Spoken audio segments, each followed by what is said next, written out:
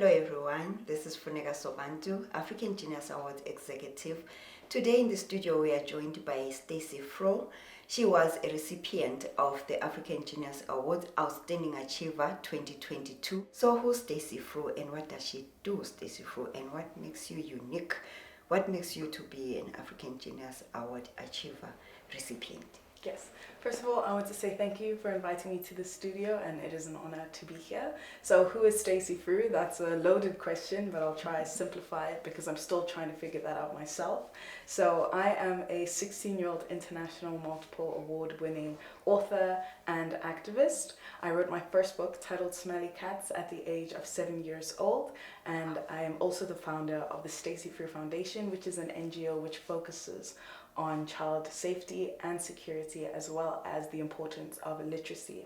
And I've done a lot of activism both within my school community and outwards. I'd recently just completed my term as the junior MMC of community development within the Johannesburg Student Council, under which I was able to undergo projects with my fellow MMCs and the mayor to improve different things within our community using the city's resources. I also partake in Save the Children activities, and I'm a Save the Children ambassador, and I'm also one of the executives of Afro Story, which is a reading app for free, which encourages children to read African literature and just engross themselves in the beauty of African literature. Wow, that's a lot. Where did you get the time to do all these things? What inspired you exactly, actually, if I may ask? You started writing your first book at 7. Yes. What came to your mind?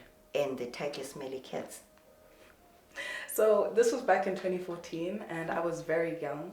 I was recently in grade 2, and my mother had graduated with her master's in communications. And at the time, 7-year-old me had no idea what a thesis was, and that you had to write a thesis in order to complete your master's. So when my mother had graduated and the whole family came together to celebrate this big achievement, I saw this thesis as a book my mother had written without informing me. And I was very hurt as the eldest daughter. I was like, okay, well, how can my mom have written an entire book without telling me? And I decided there and then that I was going to write my own book without telling her.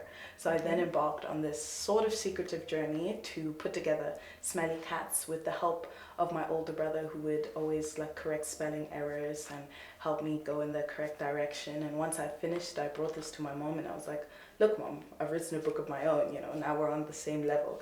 And so she first saw this, she didn't believe it, and she was skeptical, so she approached my school and she was trying to find out, maybe I plagiarized it. But at the end of the day, she realized that, it was a work of my own. And she decided to self-publish it because many publishers were like, there's no way a 7-year-old could write a book. And so she self-published the book. And where did I get the name? Well, I think 7-year-old me, I don't like cats. I still don't like cats. So it was very interesting that I had decided to write a book about cats. And so the title just came about because I was so stuck in my imagination, and that's what felt best. The 7-year-old is full of imagination. I bet you don't grow old of imagination. Once you stop imagining, you die, because that's where ideas come. Imagination is like you are dreaming. You're dreaming big. You see things that your physical eye cannot see. So yes. Meaning you are a great visionary. You have achieved so much at your age. Where did you get the time to balance your study as well as being an activist, being an ambassador, being a president of this, being that? Where is your teenage time? Do you have your me time or friends time, family time, outing time, movie time? How do you balance all those things?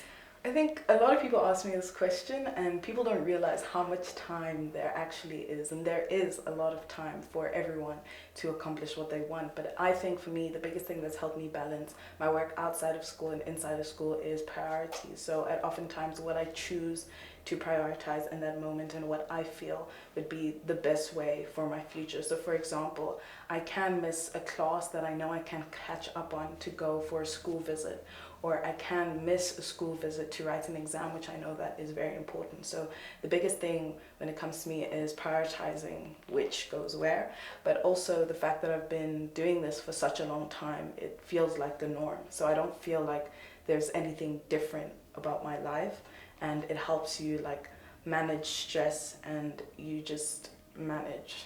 I guess there's no other way to put it. You just have to manage. Wow, this is so impressive. We can learn a lot. Some of us who started getting to be where you are now at our older age. So I would say, who inspired you, or what inspired you at such a young age to just be so focused and have your priorities and your goals in order? Some of us, maybe it's because of the era we grew up in, I do not know, but people watching and even people of your age, they'll be like, there's no way that you can be doing all those things. What helped you? What helped you to shape this mindset that you have? I think a lot of it comes from the guidance of my parents, but also at some point of your life, you have to realize that you have to take responsibility for where you're going to end up in the future. But I think the values that my parents have instilled in me, in looking at what I have in my life and valuing it and being grateful for it and trying to utilize it to the best of my ability, because you hear the stories of them growing up and how little they had and how far they've come to the point where they're able to provide for their 4 children very beautifully. And it inspires you, first of all, to not let them down, but also to do better for yourself and the family that I will hopefully have in the future. Okay, so would you say upbringing plays, the upbringing of an individual plays a huge role into shaping somebody's life? Yes, I'd say it's one of the main factors in shaping someone's life, because the type of upbringing you have, the kind of parent that you have, they will determine the kind of person that you will end up being. And having the correct guidance in your life is very important in shaping you and pushing you to the correct direction. Okay, I think you are exposed to so many people who are not that fortunate as you yourself, since you work with children and trying and being an activist, trying to stop child trafficking as well, right? Prevent it rather, and also trying to make sure that even all the children get the same opportunities, they are treated the same way. So based on your experiences, what will you say about what you have seen and witnessed and what you have shared? How have you helped actually the communities, or even, since we are talking about African Genius Awards, even Africa, your work, how has it impacted in line of what you are doing as an activist?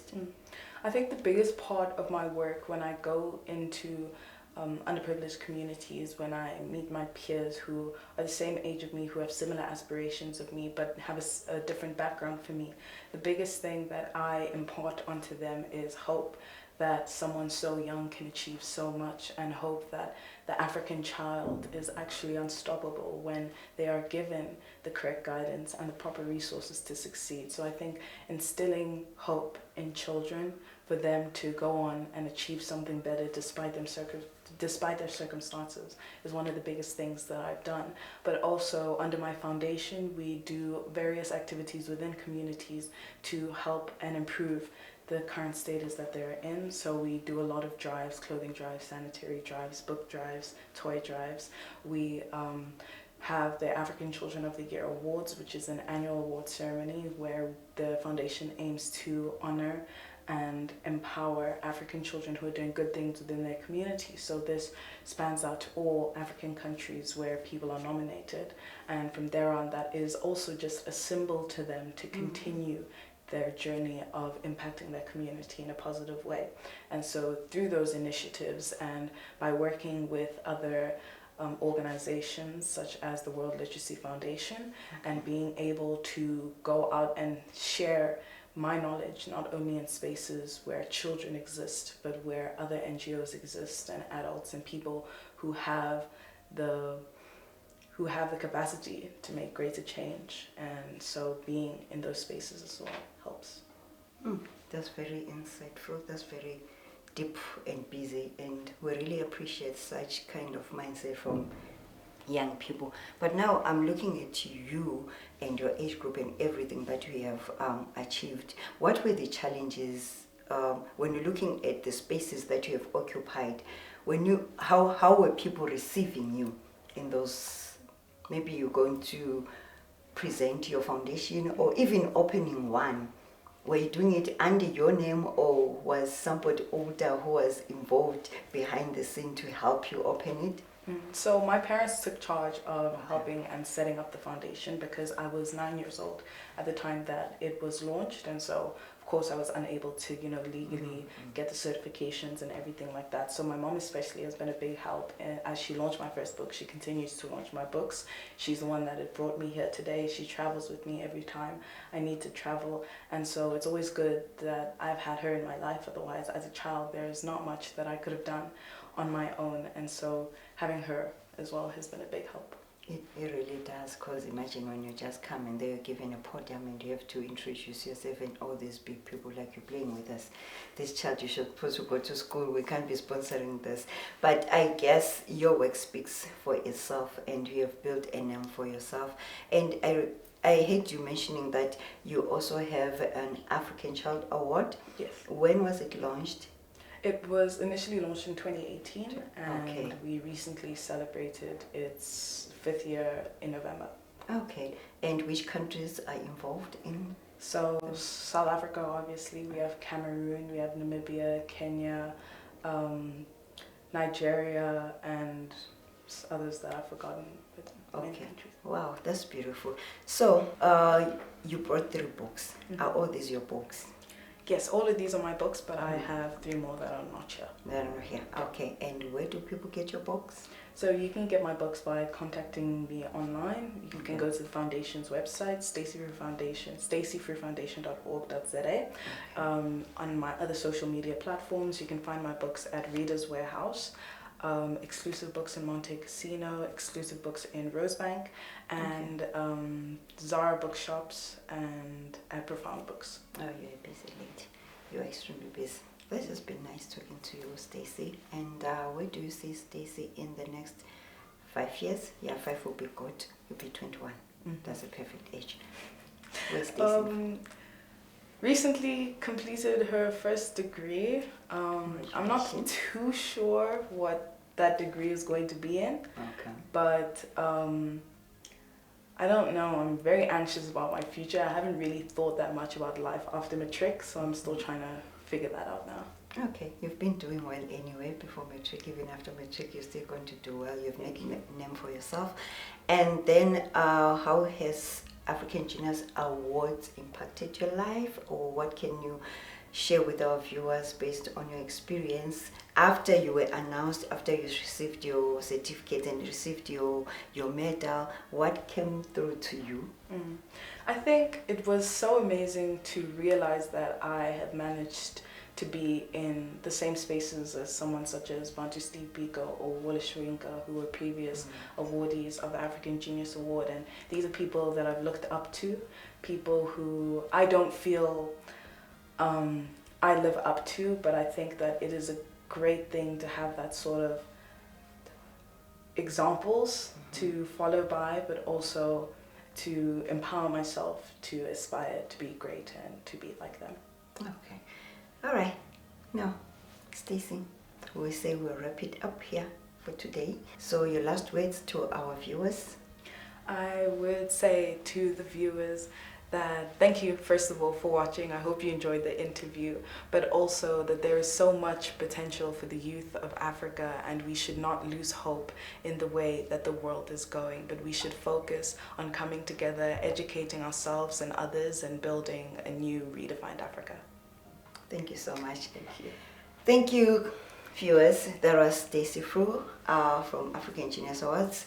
Outstanding Achiever 2022. Funeka signing out, and thank you so very much. Do follow us, do subscribe on our YouTube channel, and do nominate. Our nominations are still on for 2024. They will close on the 31st of January 2024. So please do join us and do follow us. We appreciate your time. Do take care. We are Africans, and as Africans, we can.